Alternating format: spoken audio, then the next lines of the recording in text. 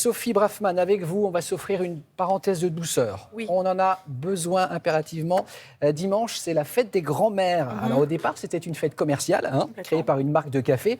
Mais c'est devenu, Sophie, l'occasion de rendre hommage à celles qui, depuis quelques années, ont vraiment pris un coup de jeune. Elles sont jeunes, nos mamies. C'est exactement ça, Damien. Elles ont vraiment pris un coup de jeune. Elles ont changé. On dit toujours que les 60 d'aujourd'hui, c'était les 60... Les 70 d'aujourd'hui, c'était les 70... Non, c'est l'inverse, pardon, je m'exprime mal. Les 60 d'aujourd'hui... Ouais. C'était les 70 d'hier. Voilà, D'accord, c'est elles ont ça. rajeuni, en fait. Exactement, on a rajeuni de 10 ans. Merci pour l'aide. Et aujourd'hui, il y a beaucoup de grand-mères, d'ailleurs, qui se réinventent, qui ne sont pas uniquement mamie gâteau, et on peut s'en réjouir. Certaines deviennent même des mannequins seniors. Il y a des égéries mode. Je pense notamment à Iris Apfel. Peut-être vous la connaissez si vous regardez sur les réseaux sociaux. Ah bah oui. On la voit Elle a souvent. Quand on voit son visage, oui. Voilà, elle a 100 ans quand même, cette dame. Non. Donc, si, elle est centenaire aujourd'hui. Donc, Elle a l'air c'est tellement merveilleux. dynamique. elle est extrêmement dynamique parce qu'aujourd'hui, voilà, les grands-mères, c'est un peu ça. Elles partent en vacances, elles voyagent, elles continuent de vivre leur vie. Ça n'empêche pas de s'occuper, bien sûr, des petits-enfants, d'avoir un certain style aussi quand on est grand-mère. Et moi, j'ai voulu rencontrer donc l'une d'entre elles. Vous voyez, elles sont en croisière, les mamies. Voilà, ça, c'est des mamies un peu plus lambda, qui pourraient nous ressembler davantage dans quelques années, voire partir en soirée pour certaines. Donc, c'est des mamies normales, mais qui, en même temps, s'occupent quand même ou ont une bonne relation avec leurs petits-enfants. Et moi, j'ai voulu rencontrer cette grand-mère particulière qui s'appelle Raymonde. Elle est la grand-mère d'un chef assez connu qui s'appelle Julien Sebag. Non, ce n'est pas une rubrique pour Loïc, mais je les ai quand même rencontrés.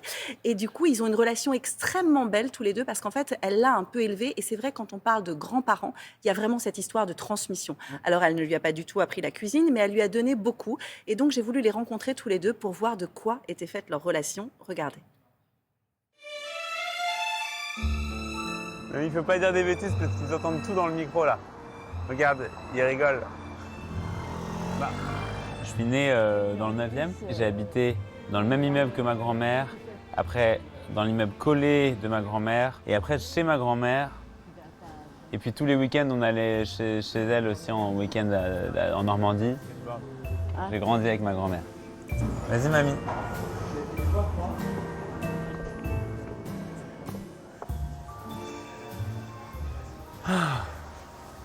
Donc Nathan, il est là tout le week-end. Il est arrivé hier soir chez moi, parce que il est Il dort dans ma chambre. Bah oui. J'ai une chambre parce que parfois, à chaque fois que je déménage pendant les travaux, je vais vivre chez ma grand-mère.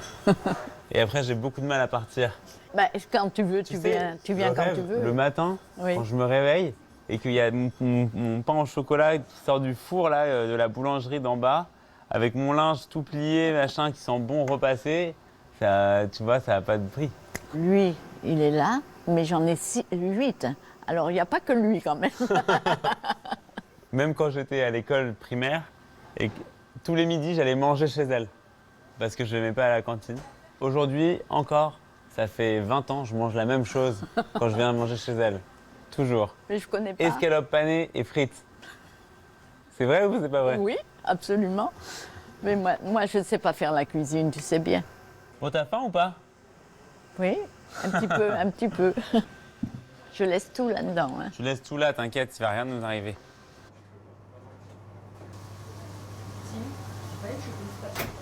Là, on va goûter ensemble un dessert qui s'appelle le strudel, qui est un dessert inspiré des origines du côté de ma grand-mère, à base de pommes, qui vient de Pologne, que j'ai pas souvent mangé à la maison parce que c'est un peu compliqué à faire, mais parfois ma mère m'en faisait un.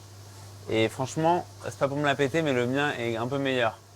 C'est pas que le mien soit bon, c'est vraiment que celui de ma mère est pas ouf, quoi. Il est très sec. Ah oui. Pas moi, ta mère. Oui, toi tu sais même pas le faire, je sais. On met un petit nuage de cannelle par-dessus.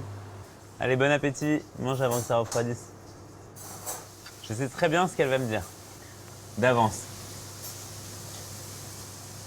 Très bon.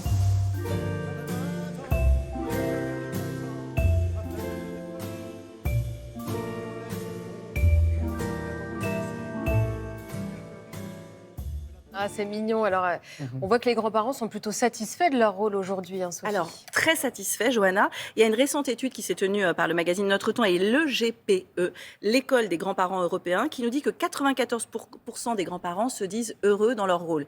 Et même si là, comme on l'a vu, on n'a pas une mamie gâteau, mais plutôt un petit-fils gâteau, on voit qu'il y a quand même toute une transmission intergénérationnelle qui passe. Et je pense que c'est peut-être ça, dimanche, qu'il faudra célébrer et rendre hommage un peu à ces générations précédentes. Merci, Sophie.